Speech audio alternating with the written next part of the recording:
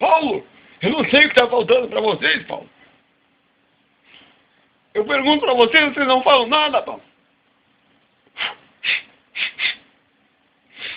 Não é assim, Paulo. Vocês acham que eu tenho que adivinhar as coisas, Paulo? Que é isso?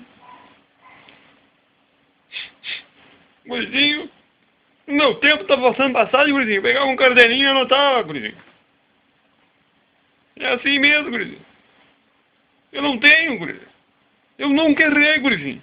Pra falar a verdade, eu errei uma vez só, gurizinho. Quando eu achei que estava errado.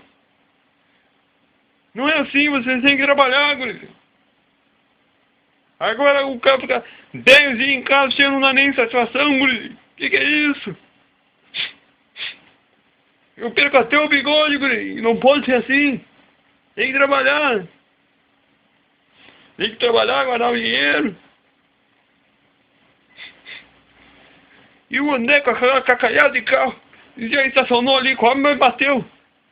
Eu vou pra frente, vou pra trás, vou pra frente, vou pra trás, até achar o meu lugar certo.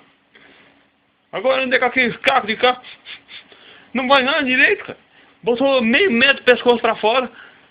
E foi andando. Mas uma coisa ali eu vi que tá certo. Viu a direção pro lado do cordão. Tirou o cabo da bateria, tá certo? O carro velho tem que fazer isso, gurizinho. O meu não, o meu tá no seguro. Entendeu?